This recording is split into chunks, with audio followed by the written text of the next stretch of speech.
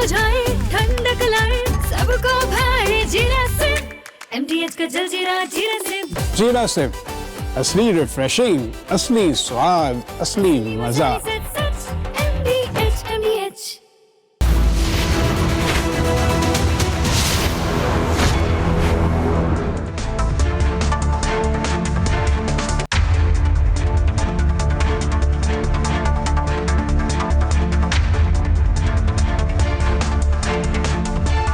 नमस्कार, बहुत स्वागत है आपका। आप देख रहे हैं देश का नंबर 1 न्यूज शो, ये भारत की बात है, और मैं हूं आपके साथ मृदुल शर्मा। होगी देश की हर बात, दिखाएंगे आपको देश और दुनिया की तमाम बड़ी खबरें। आज खबरों में आपके लिए क्या है खास, कौन सी बड़ी और महत्वपूर्ण खबरें हैं, आइए जानते हैं।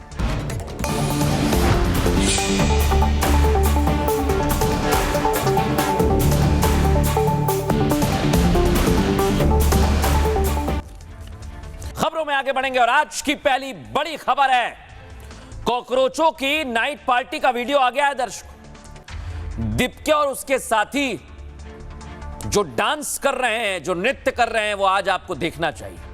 ये लोग तो नीट के बच्चों ने आत्महत्या की थी, उसके लिए कई समय तक, लंबे समय तक आंदोलन में दिखावा कर रहे थे दर्शकों, लेकिन इनका असली चेहरा जो है वो ये देख लीजिए। डिस्को हो रहा है, रात रात भर पार्टी चल रही है। सवाल पार्टी का नहीं है, सवाल आपकी नियत का है। आज इनकी नियत से पर्दा उठाएंगे, देखिए जरा।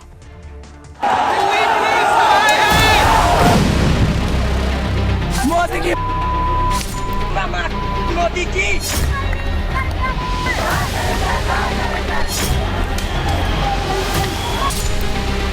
वो मेरा बेटा है, वहाँ पे फोटो लगी है, वो मैं उसका पापा हूँ। जब शुरू किया था तब मैं इसीलिए आया था। दो मेरी बच्ची को, मैं वेट इधर ही करूँगी। कोई रिस्पॉन्स लेगा क्या? मेरी बेटी के जान का रिस्पॉन्स लेगा?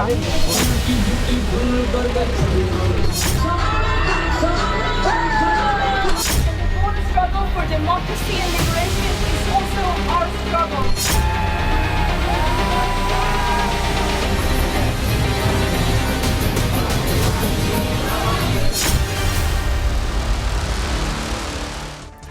लेकिन दर्शकों, आज आपको ये तस्वीर देखनी चाहिए।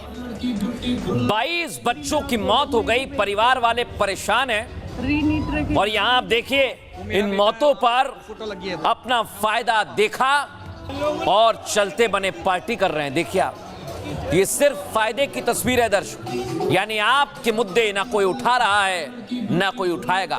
तस्वीर आप देखिए, यहाँ पर सिर्फ अपना फायदा देखा जा रहा है। वो मेरा बेटा है, वहाँ पे फोटो लगी है, वो मैं उसका पापा हूँ। लोगों ने फोटो देख रखी थी जो प्रोटेस्टर की, जो आत्महत्या कर लेते। अच्छा, तो ये उनमें से एक है। बोलो, मैं भी वेट करूँ। लेकिन दर्शकों, अब ये पार्टी देखिए जरा, ये बेहुदा गानों पर फूहड़ डांस कर रहे हैं। ये आपके मुद्दे उठाएंगे, छात्रों से आज हम सवाल करते हैं। देखिए जरा इन लोग। दर्शकों, आपको सोनम वांगचुक याद है? सोनम वांगचुक को ये लोग अस्पताल देखने नहीं गए क्योंकि ये रात भर पार्टी करते रहे। सोनम वांगचुक अस्पताल से डिस्चार्ज हो गए दर्शकों, मैं आपको खबर बता दूं, और अस्पताल से डिस्चार्ज होकर वो गांधी समाधि गए, स्मृति स्थल। लेकिन ये कॉकरोच तो नशे में चूर थे, ये तो पार्टी कर रहे थे, और अब इसे देखकर सोनम वांगचुक भी बड़े आहत हो गए। सुनवाइए जरा।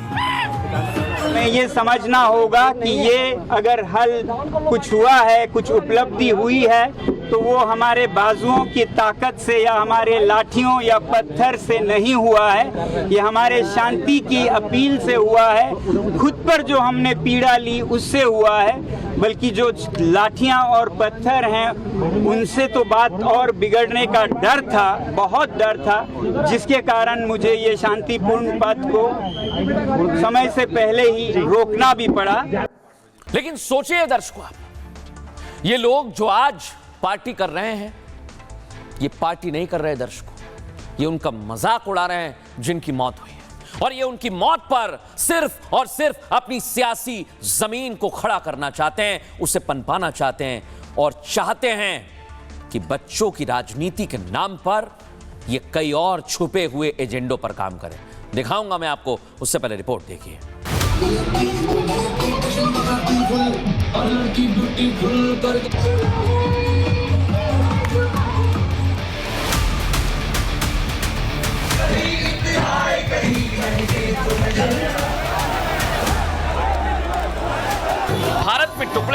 गैंग की जीत पर देश से विदेश तक जश्न हो रहा।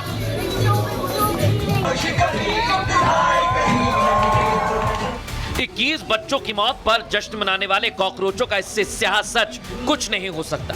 कॉकरोचों की नाइट पार्टी इसका सबसे बड़ा सबूत है कि नीट तो सिर्फ एक बहाना था।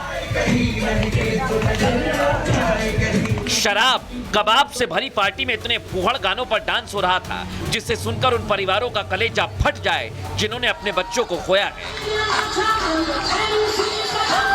लेकिन इन बेशर्म कॉकरोचों को शर्म नहीं आई। सबसे बड़का कॉकरोच तो अलग ही लेवल पर ड्रामेबाज निकला। सुबह तस्वीर डाली टाइफाइड की और शाम को शराब कबाब देखकर पार्टी में एंट्री मार दी, वो भी तब जब जुनैद आंसू बहा रहा था। करना चाहिए उन्हें सपोर्ट, हम उनके साथ दिए हैं, लगातार उनके साथ संघर्ष किया है। हाँ, रत्ना जी का फोन आया था, हाँ, उसके अलावा किसी से कोई बात नहीं। जुनैद तो जुनैद ठहरा, ये कॉकरोच तो काम निकलने के बाद सोनम वांगचुक से भी मिलने तक नहीं गए। अच्छा कुछ देश में हुआ तो उसको खुशी मनाएं, मगर विजय में भी विनम्रता हो, ऐसे ना करें कि किसी के दिल को दुखे। तो इसलिए मैं यही चाहूँगा कि बड़े दिल के साथ और प्यार और मोहब्बत के साथ आगे बढ़े। सवाल सिर्फ एक है, 5 सितारा होटल में पार्टी के लिए इन कॉकरोचों को फंडिंग किसने दी? क्या पैसा उसी आका के अकाउंट से आया जिसने आंदोलन को फंड दिया था?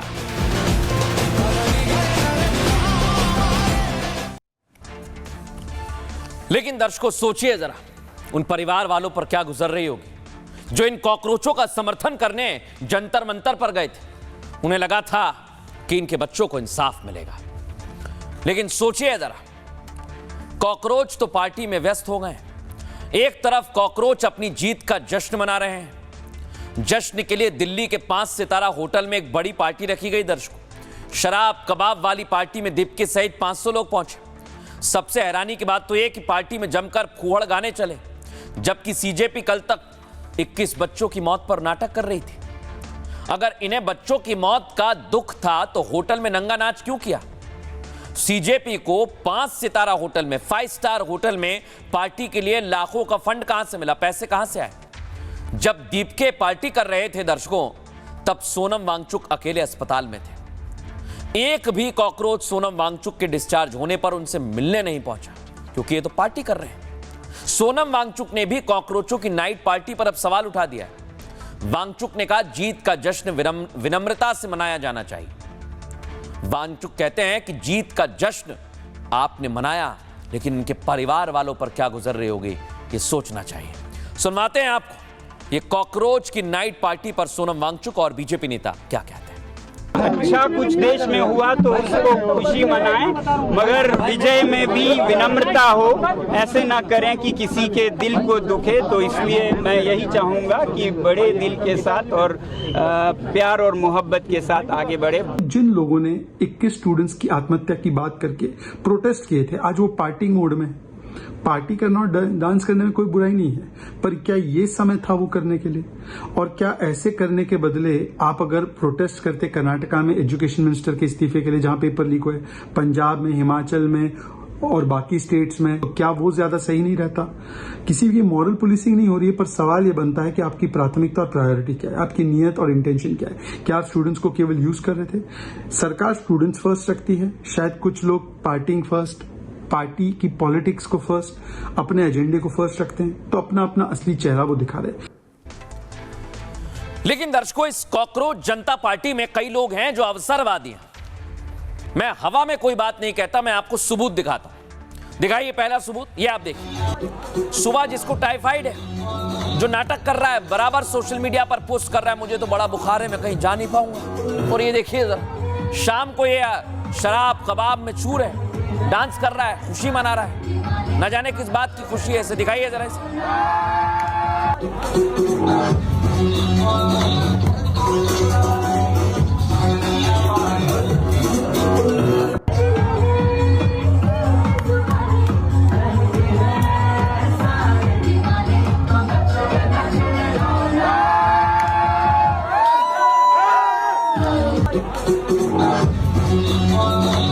लेकिन दर्शकों, अवसरवादी और बहरूपी एक नहीं है, कहीं है। ये देखिए आप, जब मीडिया के कैमरे ऑन हुए तो ये लोग लंगड़ाने लगते हैं, घबराने लगते हैं कि हमसे तो चलते नहीं बन रहा है। और देखिए शाम को क्या कर रहे हैं, ये आप देखिए जरा, ये डांस कर रहे हैं, तुरंत ठीक हो गए, पार्टी चल रही है, जमकर डांस हो रहा है। तो ये दिखावा और अवसर क्या है, ये आप समझिए।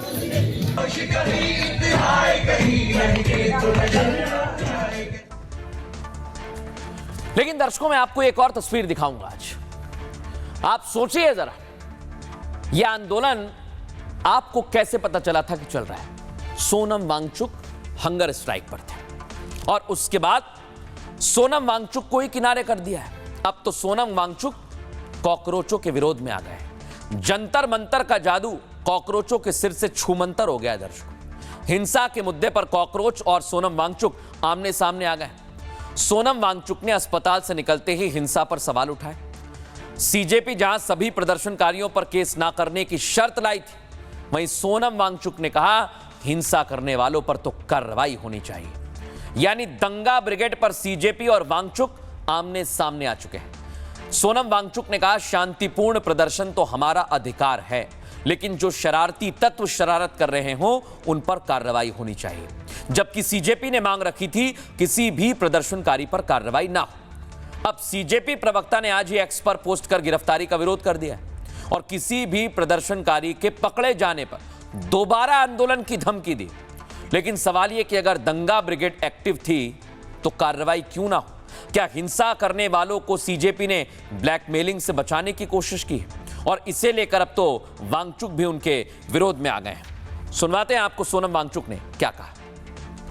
हमें ये समझना होगा कि ये अगर हल कुछ हुआ है, कुछ उपलब्धि हुई है, तो वो हमारे बाजुओं की ताकत से या हमारे लाठियों या पत्थर से नहीं हुआ है। ये हमारे शांति की अपील से हुआ है, खुद पर जो हमने पीड़ा ली उससे हुआ है। बल्कि जो लाठियां और पत्थर हैं उनसे तो बात और बिगड़ने का डर था, बहुत डर था, जिसके कारण मुझे ये शांतिपूर्ण पथ को समय से पहले ही रोकना भी पड़ा, क्योंकि हम सब शांतिपूर्ण रहे, यही मैं चाहता रहूंगा और यही संदेश दूंगा।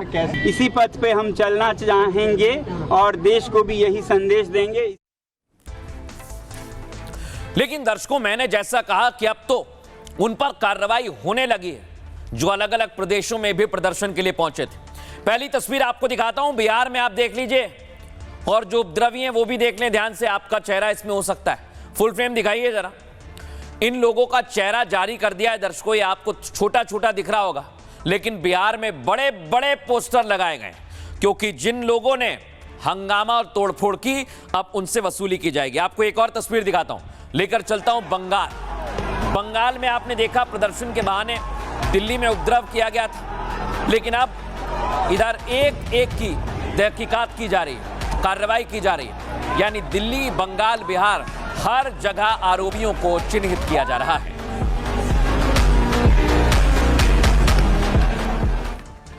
लेकिन दर्शकों, दंगा ब्रिगेड ऐसा लग रहा था कि छूट जाएगा। कईयों के मन में सवाल था कि जिन्होंने पुलिस पर हमला किया, पत्थर चलाए, उन्हें क्यों छोड़ा जा रहा है। आइए आपको बताता हूं किस राज्य में कैसी कार्रवाई हो रही है। नीट के बहाने देश के कई राज्यों में बवाल किया गया। बंगाल, बिहार जैसे राज्यों में तोड़फोड़ हुई, हिंसा हुई। अब इन दंगाइयों का सरकार ने इलाज शुरू कर दिया है। बिहार में आप ये देखिए, 350 उपद्रवियों के पोस्टर जारी कर दिए, 300 से ज्यादा गिरफ्तारी हुई है, 1500 से ज्यादा बवाली अब भी रडार पर है। सीसीटीवी वीडियोस, फुटेज और एक एक बवाली की पहचान के लिए जारी किए गए। उधर बंगाल की शुभेंदु सरकार ताबड़तोड़ कार्रवाई कर रही है। कोलकाता में 16 से ज्यादा उपद्रवी अब तक गिरफ्तार किए गए दर्शकों। और सुनिए, सीएम शुभेंदु ने कहा कि जमाती कट्टरपंथियों ने यह हिंसा कराई, यानी छात्रों के बीच घुसकर हिंसा करने वाले दंगाई अब बचेंगे नहीं। पुलिस की टीमें इन बवालियों को खोज खोज कर निकाल रही हैं और बिहार से बंगाल तक एक एक उपद्रवी जल्द ही सलाखों के पीछे होगा।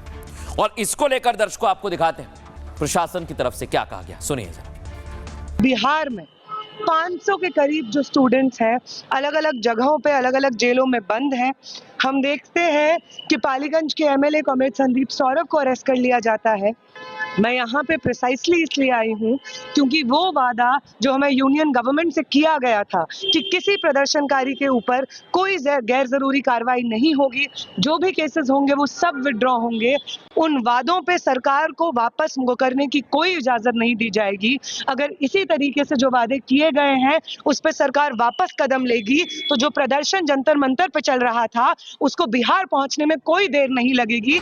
जितने भी अलग अलग राज्यों में छात्रों को, युवाओं को, प्रोटेस्टर्स को अरेस्ट किया गया है या डिटेन किया गया है, उन्हें रिलीज नहीं किया जाता है तो कॉकरोच जनता पार्टी फिर से प्रोटेस्ट करने को मजबूर होगी।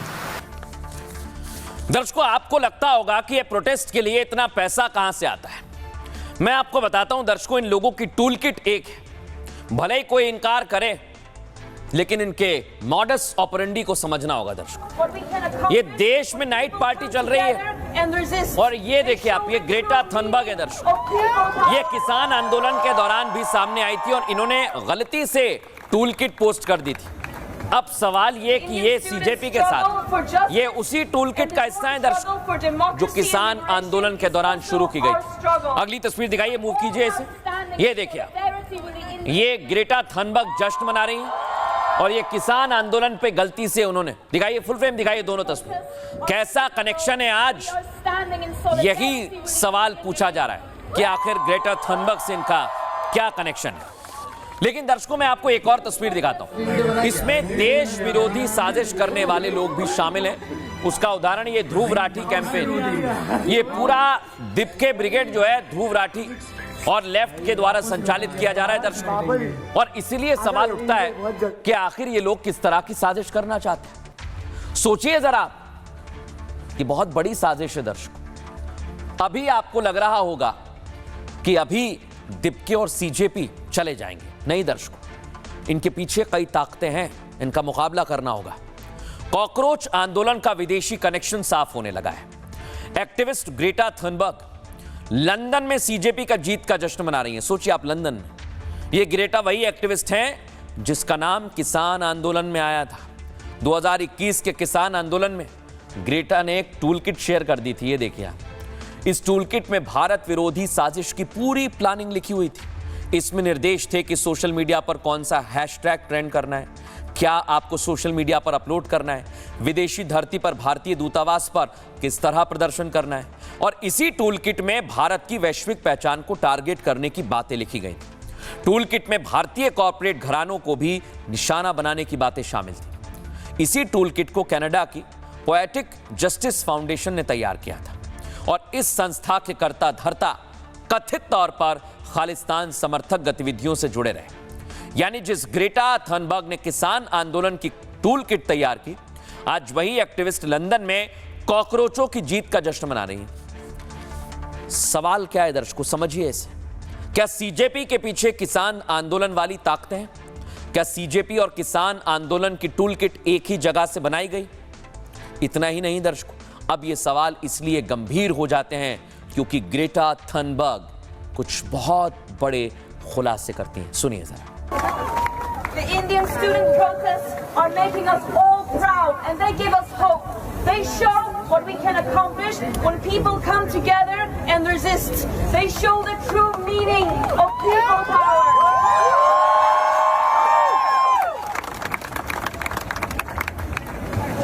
The Indian students' struggle for justice and the broader struggle for democracy and liberation is also our struggle. Greta ने खुद ही इस बात का खुलासा कर दिया कि उनकी ये टूल किट सीजेपी के नेताओं तक पहुंची है। लेकिन अभी भी इसमें कई खुलासे होना बाकी हैं दर्शकों। लेकिन अब दर्शकों, देश भर में कॉकरोच जनता पार्टी के बाद अब E20 जनता पार्टी आ गई। ये देख रहे हैं आप, ये E20 जनता पार्टी क्या कह रही है, दिखाइए जरा, सुनवाइए। बाकी शहरों में जा रहे हैं और पार्लियामेंट चालू हो रहा है। मैं यहाँ कह रहा हूँ, अगर नितिन गडकरी जी आपने चुनौती दी है, आप चुनौती स्वीकार नहीं करते तो हम पार्लियामेंट के वक्त आपके घर के बाहर बैठेंगे। आपको बताता हूँ, जंतर मंतर पर कुछ लोग पहुंच गए कि हम E20 के लिए प्रदर्शन करने आए। दिखाइए जरा इन लोगों को। बड़ा गिलास। नीट का मुद्दा अभी खत्म नहीं हुआ था भाई, एक अलग मुद्दा लेके आ गए। गन्ने का जूस बड़ा गिलास 20 रुपए। यार ये नई मशीन है यार। लेकिन दर्शकों, जैसा शुरुआत में आम आदमी पार्टी कॉकरोच जनता पार्टी से जुड़ी, अब केजरीवाल भी G20 का ऐलान कर चुके हैं और इस पर सियासत भी हो रही है लंबे समय से। क्या ये भी एक नया आंदोलन सियासी वजह से तैयार किया जा रहा है? इस पर सवाल पूछे जा रहे हैं। लेकिन दर्शकों, सोचिए जरा, एकाएक अब एकदम से इतनी सारी पार्टियां क्यों बन रही हैं? इसके पीछे भी कुछ कारण हो सकते हैं, लेकिन G20 जनता पार्टी क्यों बनी है, क्या वो कारण बता रहे हैं? आइए जरा मैं आपको बताता हूं। अभी छात्रों को लेकर पार्टी बनी, अब कॉकरोचों की कामयाबी के बाद हर कोई पार्टी बना रहा है। G20 जनता पार्टी के नाम से नया दल बन गया है दर्शकों। G20 पार्टी इथेनॉल वाले पेट्रोल के खिलाफ तेजी से चर्चा में आ गई है। इंस्टाग्राम पर G20 पार्टी के लगभग 3.5 लाख से ज्यादा फॉलोअर हो गए और इस पार्टी से जुड़े लोग अब जंतर मंतर पर प्रदर्शन कर रहे हैं। एथेनॉल मिलावट के खिलाफ पार्टी ने संसद मार्च का भी ऐलान किया है। वहीं G20 के मुद्दे पर अब केजरीवाल की भी एंट्री हो गई है।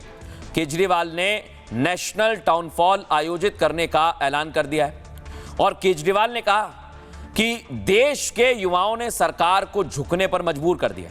मैं पीएम मोदी से अपील करता हूं कि वो G20 फ्यूल का मामला भी सुलझा दें। दरअसल G20 पर देश में लंबे समय से प्रोपेगेंडा चलाया जा रहा है।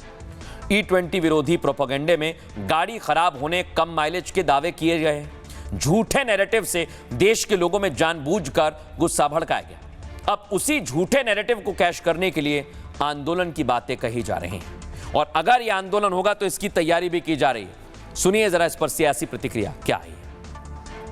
धर्मेंद्र प्रधान का इस्तीफा तो हो गया। मेरी प्रधानमंत्री जी से निवेदन है कि लगे हाथों G20 का समाधान भी कर दीजिए।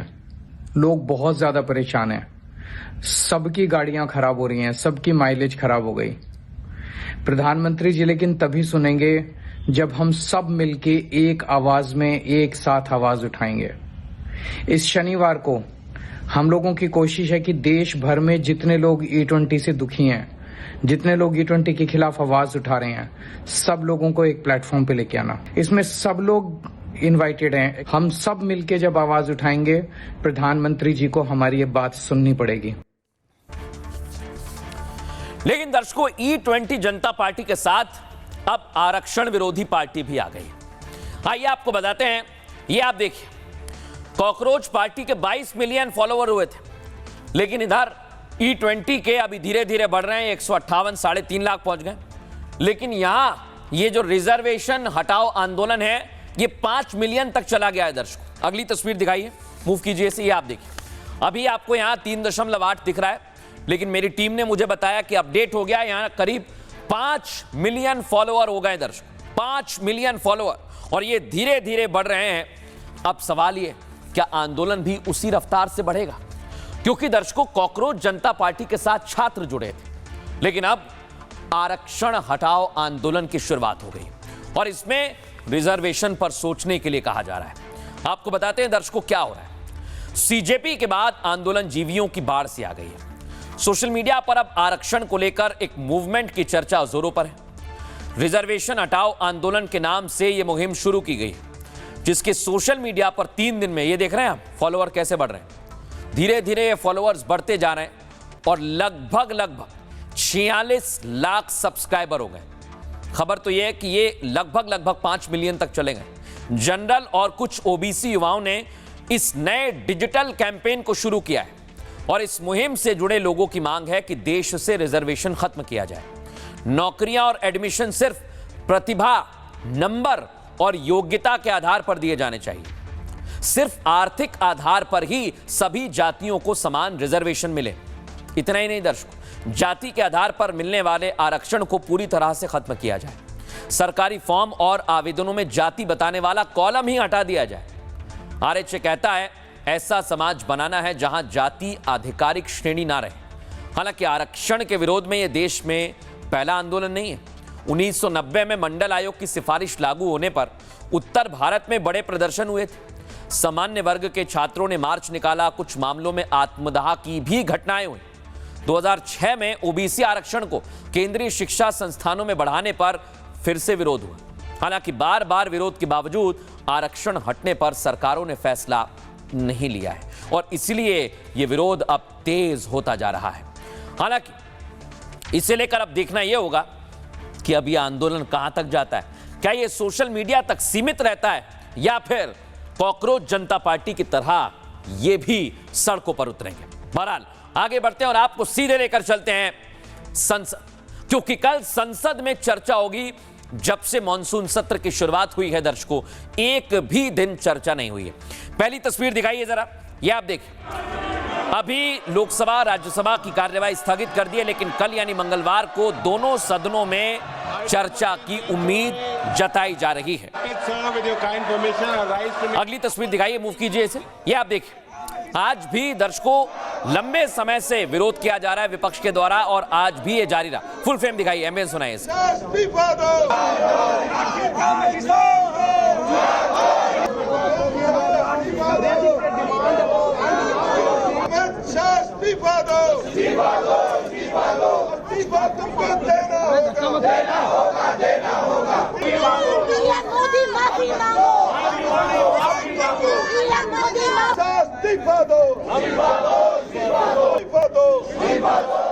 दर्शकों, अब जो पुलिस ने जो कार्रवाई की है उसको लेकर अमित शाह का इस्तीफा मांगा जा रहा है और विपक्ष कह रहा है कि पुलिस की कार्रवाई पर बयान दिया जाना चाहिए। पुलिस ने छात्रों पर जो कार्रवाई की है उस पर अपना पक्ष सरकार को रखना चाहिए। हालांकि इसे लेकर राहुल गांधी ने पोस्ट भी किया है, दर्शकों दिखाते हैं आपको। राहुल गांधी ने बिहार में जो खबर आई है उसको लेकर पोस्ट किया और बताया कि प्रदर्शन कर रहे छात्रों पर AK-47 से गोलियां बरसाई गई और इसी को लेकर अब विरोध काफी ज्यादा तेज हो गया है। लेकिन दर्शकों, यह विरोध क्या कल भी जारी रहेगा या विरोध थम जाएगा, बताएंगे आपको। उससे पहले रिपोर्ट देखिए। विचार आए कांग्रेस पार्टी और कुछ दल है उनको कहना चाहता हूं, विषय को भटकने मत दीजिए। यहाँ पर बहस करना चाहते हैं, उसके लिए अगर फेयर डिस्कशन होना है तो शिक्षा मंत्री पहले राजीनामा देना चाहिए। धन्यवाद। संसद में आज जो होना था वही हुआ। विपक्ष संसद को ठप करना चाहता था, उसने आज भी इसे ठप कर दिया। विपक्षी दलों ने दूसरे हफ्ते के पहले दिन भी लोकसभा और राज्यसभा नहीं चलने दी, वो भी तब जब विपक्ष ने संसद में चिल्ला चिल्ला कर कहा था कि शिक्षा मंत्री का इस्तीफा होगा तब संसद चलेगी। यहाँ पर बहस करना चाहते हैं, उसके लिए अगर फेयर डिस्कशन होना है तो शिक्षा मंत्री पहले राजीनामा देना चाहिए। धन्यवाद। तो सवाल ये कि आखिर विपक्ष बहस से भाग क्यों रहा है। धर्मेंद्र प्रधान का इस्तीफा हो गया, छात्रों के खिलाफ कानूनी कार्रवाई न करने का भरोसा दिया गया, नीट के जिन बच्चों ने खुदकुशी की उनके परिवार को आर्थिक मदद का ऐलान भी हो गया। दरअसल विपक्ष को लगता है कि इन सब का क्रेडिट कॉकरोच जनता पार्टी को मिल गया।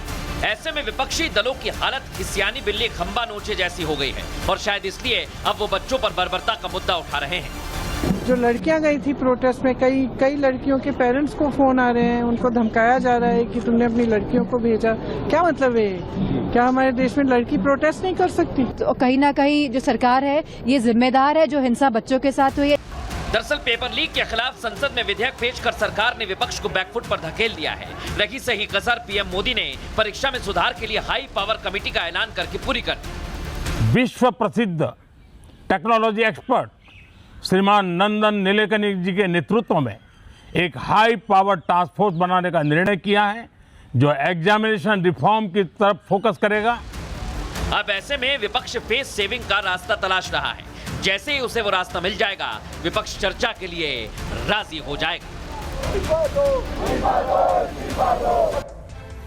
अब दर्शकों मैं ये आपको बताता हूं कि आखिर संसद में गतिरोध क्यों हो रहा है और कल यानी मंगलवार को क्या वाकई चर्चा होगी, क्योंकि इसको लेकर अभी भी संशय बना हुआ है।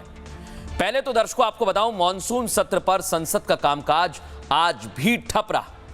लोकसभा और राज्यसभा के दोनों सदनों में काम नहीं हुआ। पेपर लीक बिल पेश करने के बावजूद विपक्ष ने आज हंगामा किया। अब तक विपक्ष शिक्षा मंत्री प्रधान के इस्तीफे की मांग पर अड़ा था। अब वो प्रदर्शन के दौरान पुलिस बल के इस्तेमाल का मुद्दा उठा रहा है। विपक्ष का कहना है कि पुलिस ने बर्बरता की, इसलिए सरकार को जवाब देना होगा। कांग्रेस पार्टी खासतौर से गृह मंत्री अमित शाह से बयान की मांग कर रही है। विपक्ष के इस रवैये की वजह से दोनों सदनों को कई बार स्थगित करना पड़ा। और आपको बताऊं दर्शकों, लोकसभा की आखिरी बैठक 5 बजे करीब हुई, लेकिन बात नहीं बनी, स्थगित हो गई। कार्यवाही शुरू होते ही लोकसभा में कांग्रेस और समाजवादी पार्टी के सांसद जोरदार नारे लगाने लगे, वेल में बैनर लेकर पहुंच गए। और आपको बताएं, कांग्रेस समाजवादी पार्टी के सांसदों ने इस दौरान सरकार के खिलाफ जमकर नारेबाजी की। अब खबर यह है दर्शकों कि कल चर्चा की जाएगी। इससे अनुरोध किया गया है लोकसभा स्पीकर की तरफ से, हर पार्टी आए और चर्चा करे। लेकिन अब देखना होगा क्या वाकई चर्चा होगी। सुनिए। Demand is very clear. Where the home minister? Where is he hiding? He has to come and to the Lok Sabha and he has to explain. यहाँ से विषय भटकने का कोशिश ना करें। मैं फिर से कांग्रेस पार्टी और कुछ दल है उनको कहना चाहता हूँ, विषय को भटकने मत दीजिए। ये अपनी आदतों से बाज तो आए नहीं है। और मैंने सुना है, वेरीफाइड नहीं है, लेकिन मैंने सुना है कि जो लड़कियां गई थी प्रोटेस्ट में, कई लड़कियों के पेरेंट्स को फोन आ रहे हैं, उनको धमकाया जा रहा है कि तुमने अपनी लड़कियों को भेजा। क्या मतलब है? क्या हमारे देश में लड़की प्रोटेस्ट नहीं कर सकती? आज इतना बड़ा आंदोलन हो गया 20 तारीख को, जहां अपने बच्चों को मारा, इतना हिंसा करी गई उनके साथ, इन्हीं रास्तों में जहां से हम सब लोग गुजरते हैं, सब बैरिकेडिंग लगाए गए, इंटरनेट बंद कर दिए गए। तो कहीं ना कहीं जो सरकार है ये जिम्मेदार है जो हिंसा बच्चों के साथ हुई है। दिल्ली में 20 जुलाई के दिन जो बच्चों पर जो मारपीट हुई, जो पैलेट गन चलाए गए, जो बच्चियों पर, लड़कियों पर जो जिस प्रकार से व्यवहार किया गया, उसकी जवाबदेही गृह मंत्री अमित शाह जी की है। राहुल गांधी जी ने इस संदर्भ में चिट्ठी भी भेजा है। लेकिन दर्शकों, आज सरकार ने जो छात्रों से वादा किया था उस काम को शुरू कर दिया है। आपको बताते हैं, सरकार चाहती है कि बिल पास होना चाहिए। मंत्री जितेंद्र सिंह ने बिल पेश किया और अब इस बिल पर चर्चा होगी। लेकिन आज भी काफी ज्यादा हंगामा हुआ। अगली तस्वीर दिखाइए, मूव कीजिए जरा इसे। आज धर्मेंद्र प्रधान इस्तीफे के बाद पहली बार दिखे, संसद परिसर में दिखे तो उनको टोपी पहनाई गई। देखिए आप जरा, कई लोगों ने शॉल उड़ाया। दिखाइए फुल फ्रेम। बीजेपी के सांसद मौजूद रहे। एमएन सुनाइए।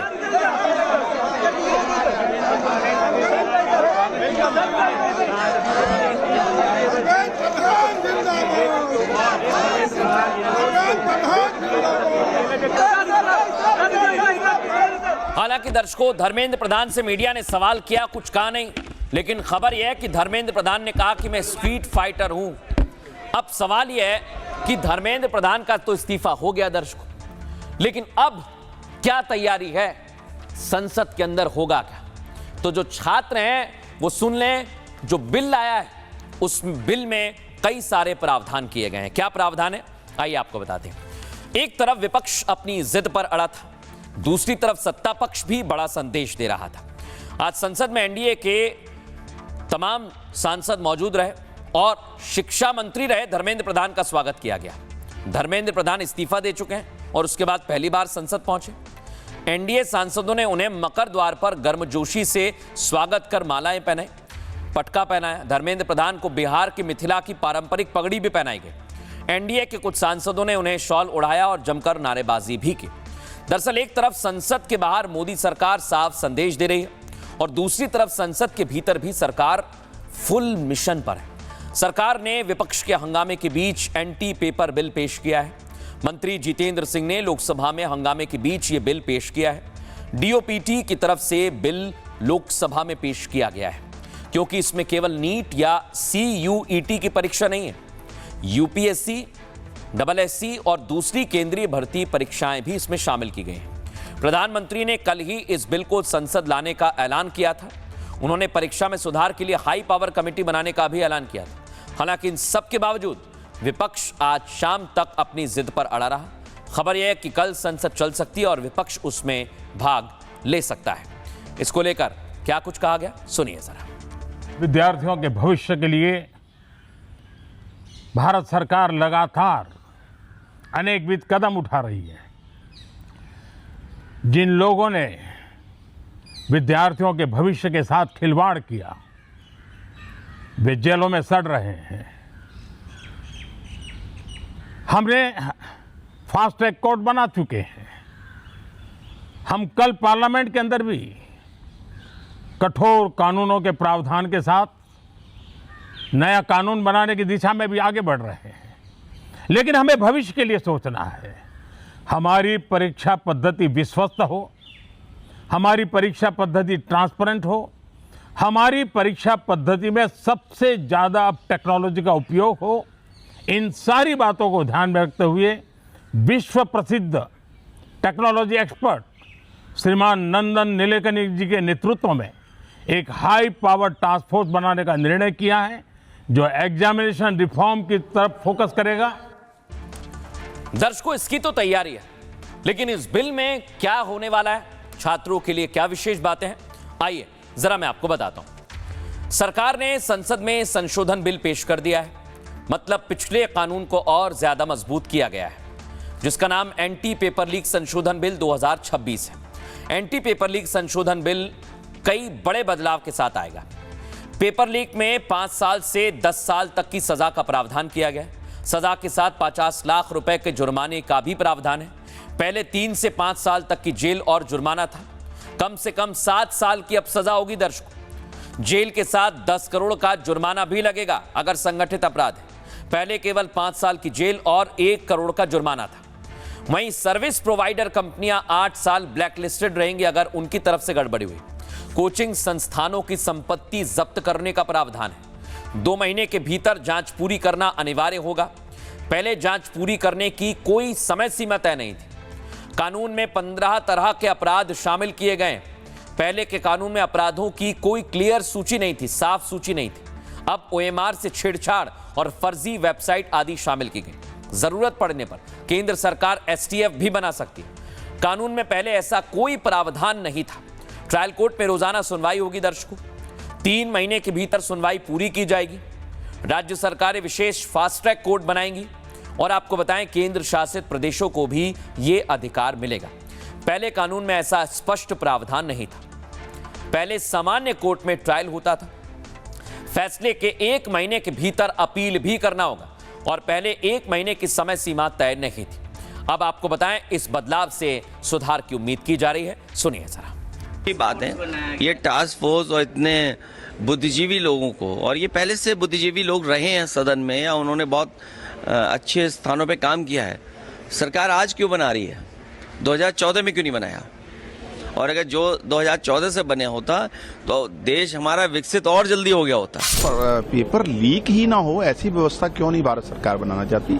तो डेफिनेटली हम तो मुझे लगता है अपोजिशन के और लीडर ऑफ अपोजिशन के उससे भी मेरा तो यही उम्मीद रहेगी कि हिस्सा हमको चर्चा में लेना चाहिए और सरकार को घेरना चाहिए। विपक्ष छात्रों का मुद्दा जायज था। कोई भी परीक्षा में लीक होना किसी भी छात्र के लिए, उसके परिवार के लिए बहुत, और उसको सरकार ने एड्रेस किया। लेकिन छात्रों के भावनाओं पर खेल करके जो राजनीति करना चाहता है विपक्ष, सरकार ने तो सारे मुद्दों को एड्रेस करके उस पर काम करना। विपक्ष चर्चा करने से इनकार कर रही थी, पर हम ये उम्मीद करेंगे कि वो सहयोग करे। और प्रधानमंत्री जी ने और भारत की सरकार ने जो स्टेप्स लिए हैं, जो मेजर्स लिए हैं, जिस तरह युवाओं की और छात्र छात्रियों की आवाज सुनी गई, I think it's a welcome move. आपको देश की संसद में आके जवाब देना पड़ेगा, गृह मंत्री जी को बताना पड़ेगा कि किसके इशारे पर दिल्ली में इस तरह से छोटे छोटे मासूम छात्रों पर, महिलाओं पर, लड़कियों पर जिस तरह की विजुअल्स देश के सामने हैं, वो पूरी दुनिया में देश को शर्मसार कर रहे हैं। अब दर्शकों, खबरों में आगे बढ़ेंगे और आपको सीधे लेकर चलेंगे नेपाल, क्योंकि नेपाल में बवाल की खबर मिल रही है। भारत से सटे जिलों में दर्शकों, वहां यात्रा निकाली जा रही थी हिंदुओं के द्वारा, लेकिन 2 समुदायों में विवाद हो गया। पहली तस्वीर दिखाइए जरा। भारत से सटे जिले में सुनसारी में यह विवाद हुआ है। फुल फ्रेम दिखाइए। आगजनी की जा रही है। एम्बियंस सुनाइए जरा इसका।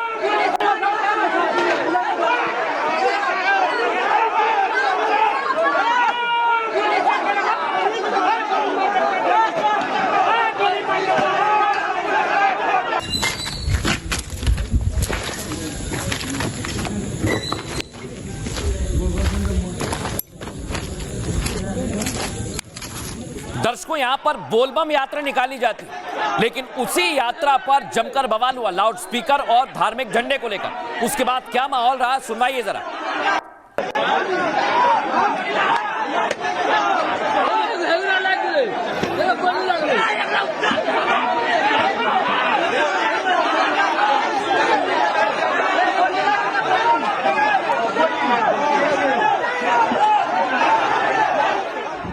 दर्शकों, ये वही जगह है जहां पर हिंदुओं पर हमला हुआ और पहले भी हो चुका है। बाबा बागेश्वर यहां पर जब कथा करने जाने वाले थे, उस जगह पर पहले भी विवाद हुआ था। ये तस्वीर मैं आपको दिखा रहा हूं।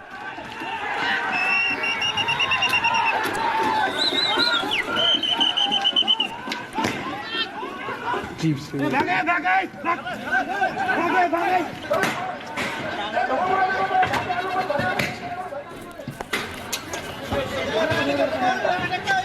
अब दर्शकों मैं आपको बताता हूं, जहां हिंदुओं पर हमला हुआ ये आप देख रहे हैं, और उग्र भीड़ ने अब पुलिस चौकी भी जला दी है। फुल फ्रेम दिखाइए जरा इस तस्वीर को।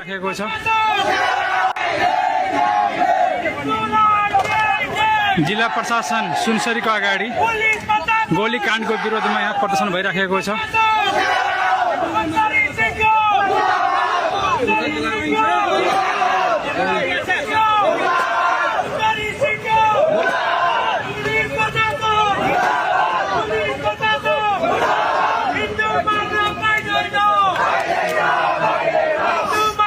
देमानगञ्जमा भएको गोलीकाण्डको विरोधमा यहाँ हजारों युवाहरू बाजार बन्द गराउँदै क्रममा। अब दर्शकों वहां से कुछ और तस्वीरें आई हैं, देख रहे हैं आप, जगह जगह पर आगजनी हो रही है, लोग सड़कों पर आ गए।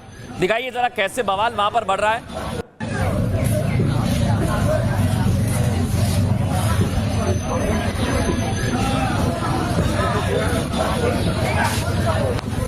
अब दर्शकों, नेपाल में हंगामा बढ़ने लगा है, सेना ने मोर्चा संभाल लिया है। देख रहे हैं आप क्या कह रहे हैं वहां के लोग, सुनवाइए जरा। आफ्नो घरभित्र सुरक्षित भएर बसिदिनु हुन विनम्र अनुरोध गर्दछौँ। हामी तपाईहरुको सुरक्षाको लागि आएका हौं। सुरक्षित भएर कर्फ्यूलाई पालना गरिदिनु हुन हार्दिक अनुरोध गर्दछौँ।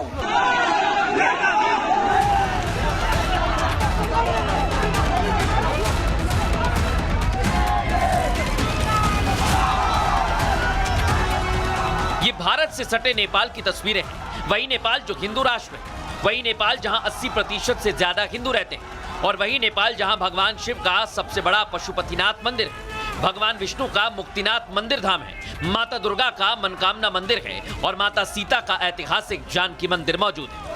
उसी नेपाल में हिंदू यात्रा पर कुछ कट्टरपंथियों ने हमला कर दिया। वो इतने भड़के कि आगजनी और मारपीट तक विवाद चला गया, जगह जगह दंगा होने लगा। हिंसा इतनी भड़की कि सेना को मोर्चा संभालना पड़ा। लेकिन सवाल ये कि अब नेपाल में हिंदू पूजा नहीं कर सकता? क्या नेपाल में अब हिंदू सुरक्षित नहीं है? क्या नेपाल में हिंदुओं को भगाने के लिए साजिश की जा रही है? लेकिन दर्शकों, एक तस्वीर सोचिए जरा, नेपाल जहां पर हिंदुओं की आबादी बड़ी संख्या में, वहां पर भी अब सांप्रदायिक तनाव बढ़ने लगा है। ये सोचने वाली बात है आप लोगों के लिए। नेपाल में करीब 81% हिंदू आबादी है दर्शकों, और नेपाल ही इकलौता हिंदू राष्ट्र था। उसी नेपाल में हिंदू मुसलमान सांप्रदायिक झड़प का मामला सामने आया। भारत से सटे नेपाल के सुनसारी जिले में कुछ कट्टरपंथी आमने सामने आ गए। जानकारी के मुताबिक दो समुदायों के अपने अलग अलग कार्यक्रम चल रहे थे। इसी दौरान एक जगह पर जब दोनों समुदाय आमने सामने पहुंचे, तभी लाउडस्पीकर के इस्तेमाल और धार्मिक झंडे को लेकर विवाद हो गया। दोनों पक्षों के बीच कहासुनी बढ़ गई और मामला हिंसा में बदल गया। स्थिति को संभालने के लिए सुरक्षा कर्मियों को मौके पर भेजा गया।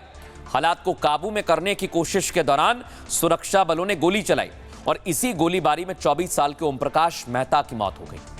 पुलिस के मुताबिक हिंसक झड़प में पुलिसकर्मी समेत 22 लोग घायल हुए।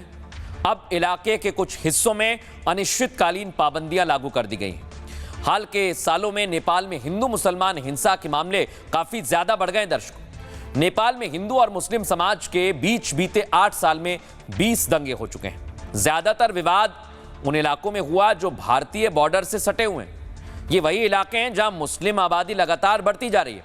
अब इलाके में हाई अलर्ट जारी है और भारत नेपाल सीमा भी सील कर दी गई है। अब यहां देखना होगा कि मामला कैसे शांत होता है, लेकिन वहां चल क्या रहा है सुनिए जरा।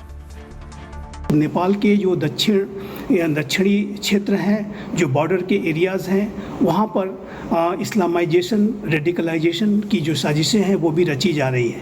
पाकिस्तान बेस्ड जो आतंकी संगठन हैं, जो पाकिस्तान की जो खुफिया एजेंसी है, वो नेपाल की टेरिटरी को भी भारत विरोधी साजिशों के लिए इस्तेमाल करने की कोशिश कर रही है, और ये भारत के लिए चिंता का विषय हो सकता है। और मेरा ऐसा मानना है कि नेपाल के बॉर्डर के एरियाज़ पर जो रेडिकलाइजेशन, इस्लामाइजेशन की घटनाएं सामने आ रही हैं, उसको लेकर के भारत को अधिक सतर्कता बरतने की आवश्यकता है, और किसी भी तरीके की स्थितियों को डील करने के लिए हमें अपने आप को, अपनी जो पोजीशन ऑफ स्ट्रेंथ है, अपनी जो प्रिपेयर्डनेस है, उसको बना करके रखने की नितांत आवश्यकता है।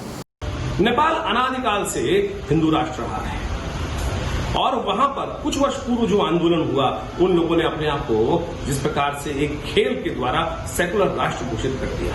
सेकुलर राष्ट्र घोषित होने के बाद आज वहां स्थिति ऐसी है कि वो लगातार पिछले 20-25 हिंदू के खिलाफ दंगे हो चुके हैं। पूरे विश्व में जो भयावह स्थिति लगातार इस्लामियों के द्वारा की जा रही है, उसका प्रत्यक्ष उदाहरण नेपाल में भी ऐसी ही भयावह स्थिति बन रही है। नेपाल में डेमोग्राफी चेंज हुई है। जब से डेमोक्रेसी आई है, वहां भी मुसलमान हिंदुओं पे हमले कर रहे हैं। लगातार 20-20 दंगे एक साल में हो रहे हैं। प्रकार से राक्षसी प्रवृत्तियों की तरह मुसलमान पूरी दुनिया में बढ़ रहा है। वह एक दिन पूरा विश्व इस्लामिक होने का खतरा उत्पन्न हो रहा है। अब दर्शकों, नेपाल में बोलबम यात्रा निकल रही है। भारत में भी कांवड़ यात्रा की शुरुआत हो चुकी है, और औपचारिक शुरुआत सावन में हो जाएगी दर्शकों। लेकिन उसके लिए यूपी में विशेष तैयारी की गई है। 3 आईपीएस अफसरों को 3 जिलों की कमान दी है। कमिश्नर रविंद्र गौड़ गाजियाबाद की कमान संभालेंगे, एसएसपी अविनाश पांडे मेरठ की कमान संभालेंगे, और दर्शकों आपको बताता हूं, एसएसपी संजय कुमार वर्मा मुजफ्फरनगर की कमान संभालेंगे। यह इसलिए महत्वपूर्ण है क्योंकि इसी जिले से बड़ी संख्या में कांवड़िए निकलते हैं। पहली तस्वीर दिखाइए जरा, यह आप देखिए। यूपी पुलिस ने तैयारी शुरू कर दी है, और मोबाइल वाहनों को हरी झंडी दिखाई है, जो सड़क पर कांवड़ियों की रक्षा करेंगे, कोई विवाद ना हो उसकी तैयारी करेंगे। एमएन सुनाइए।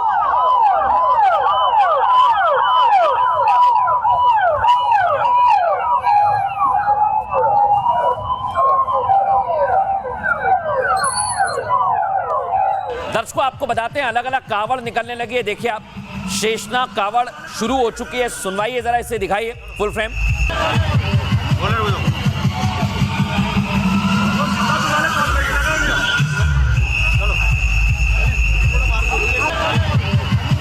दर्शकों, कांवड़ यात्रा में कुछ लोग मन्नत मांगते हैं, आप देख रहे हैं। ये एक अनोखी कांवड़ है, ये दांत से खींच कर ले जाएंगे। इन्हें भी दिखाइए जरा, फुल फ्रेम दिखाइए।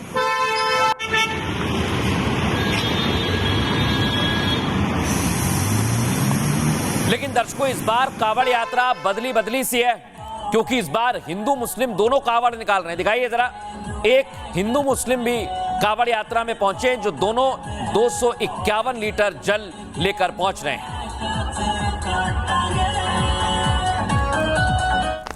लेकिन दर्शकों, उत्तर प्रदेश में, पश्चिमी उत्तर प्रदेश में विशेष तौर पर कुछ जिले ऐसे हैं जहां पर गड़बड़ी की आशंका है, और इसीलिए योगी प्रशासन पहले से ही तैयार है। सावन शुरू होते ही कांवड़ियों की टोली गंगा जल लेकर कांवड़ यात्रा पर निकल रही है। हर साल की तरह इस साल भी उत्तर प्रदेश प्रशासन ने सारी व्यवस्थाएं की हैं। उत्तराखंड और उत्तर प्रदेश में मुख्यमंत्री योगी आदित्यनाथ और सीएम धामी एक्शन में है। यूपी में सीएम योगी ने खुद इन तैयारियों का जायजा लिया। इस साल कांवड़ में माहौल खराब करने वालों पर खास नजर रखी जाएगी। यूपी प्रशासन जगह जगह सीसीटीवी लगा चुका है, और उन पर 24 घंटे निगरानी के लिए कंट्रोल रूम बनाए गए हैं। इस बार यूपी में पूरे कांवड़ रूट पर आपराधिक तत्वों पर पैनी नजर रहेगी, और कोई भी मामला संज्ञान में आने पर तत्काल कार्रवाई कर दी जाएगी। सोशल मीडिया पर अफवाह और फेक नैरेटिव फैलाने वालों पर तुरंत कार्रवाई होगी। साफ है, कांवड़ियों की सुरक्षा और सुविधा योगी सरकार की टॉप प्रायोरिटीज में, यानी प्राथमिकता में। सीएम ने मुजफ्फरनगर, मेरठ, गाजियाबाद के आईपीएस अधिकारियों को खास जिम्मेदारी दी, क्योंकि वहीं गुजरने वाले कांवड़िए दिल्ली, राजस्थान और हरियाणा की ओर जाएंगे। इसलिए इन 3 जिलों की पुलिस ने सुरक्षा व्यवस्था को लेकर पूरी तैयारियां कर ली हैं। सुनवाते हैं आपको योगी आदित्यनाथ ने क्या कहा। पहले समाजवादी पार्टी कहती थी कांवड़ यात्रा नहीं होने देंगे, शिव भक्त जाएंगे दंगा हो जाएगा। वे शंख नहीं बजने देते थे, घंटा नहीं बजने देते थे।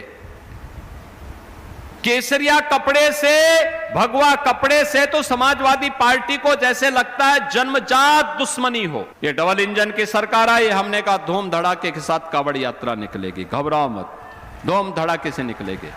विगत 1 माह से लगभग तैयारियां चल रही थी। उसी को ध्यान में रखते हुए उसके एक उपक्रम के रूप में मोटरसाइकिल दस्ता को आज पुलिस लाइन से रवाना किया गया, जो जनपद के विभिन्न 59 सेक्टर्स में जाकर के ये अपने अपने लोकेशंस पे लगातार मौजूद रहेंगे और वहाँ से गुजरने वाले कांवड़ियों का मार्गदर्शन भी करेंगे, सहयोग भी करेंगे और वहाँ पे अगर किसी आकस्मिकता होती है तो वहाँ पुलिस संबंधी जो भी आवश्यकता कार्रवाई है उसको भी करेंगे। कांवड़ को लेकर जितने भी जोन, सेक्टर और सब सेक्टर हैं उनमें मजिस्ट्रेट और पुलिस अधिकारियों की तैनाती कर दी गई है। उनकी जो भी ब्रीफिंग, डीब्रीफिंग और बिहेवियरल एस्पेक्ट्स की ट्रेनिंग होती है, जो हमारी बिहेवियरल ट्रेनिंग एक्सपर्ट्स की ट्रेनिंग कराई गई है, उनके द्वारा ट्रेनिंग कराई जा रही है। पूरे रूट का बार बार निरीक्षण किया गया है। एक एक गड्ढा, एक एक कट का फोटो लैटलॉक के साथ खींच के संबंधित विभागों को उपलब्ध कराया गया है कि जो भी कमियां हैं उनकी पूर्ति कर ली जाए। जगह जगह हमने पिकेट लगाए हैं। पिछली बार के मुकाबले इस बार पिकेट की संख्या ज्यादा है। दिन और रात में पूरी पुलिस की चौकसी रहेगी। इसके अलावा हमने फ्लड कंपनी की भी व्यवस्था करी है ताकि रास्ते में किसी प्रकार में कोई नदी में कोई आकस्मिकता आने पर उससे निपटा जा सके। अब दर्शकों खबरों में आगे बढ़ेंगे और आपको दिखाते हैं युद्ध के मैदान में अभी भी युद्ध थमा नहीं है, रुका है दर्शकों कुछ देर के लिए, कुछ समय के लिए, लेकिन यह भी रणनीति के लिए रुका गया है। दिखाइए जरा पहली तस्वीर। डोनाल्ड ट्रंप ने आज एक पोस्ट किया दर्शकों, ये देखिए, स्ट्राइक ऑन खार्ग, और एआई तस्वीर जारी की, यानी डोनाल्ड ट्रंप अब खार्ग आइलैंड पर कब्जा चाहते हैं। फुल फ्रेम दिखाइए जरा इसे, ये डोनाल्ड ट्रंप ने जारी किया।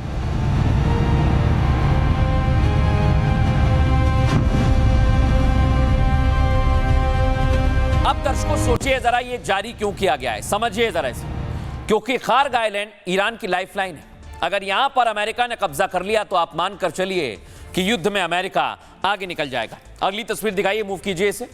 यहां आप देखिए, डोनाल्ड ट्रंप इसके पहले भी लगातार दुनिया का रक्षक अपने आप को बताते रहे, अमेरिका को बताते रहे, स्ट्रेट ऑफ हॉर्मुज पर भी दावे करते रहे, लेकिन अभी तक उन्हें सफलता नहीं मिली है। अगली तस्वीर दिखाइए। अब डोनाल्ड ट्रंप ने खार्ग आइलैंड पर बड़ा दावा कर दिया है, सुनिए जरा। पिछली बार हमने खार्ग आइलैंड पर हमला किया था। मैंने कहा था तेल स्टोरेज को निशाना नहीं बनाना है, हम खार्ग आइलैंड पर कब्जा कर सकते हैं। मैंने कहा था ऑयल पाइप को टारगेट नहीं करना है। इस बार फिर हम खार्ग पर अटैक कर सकते हैं।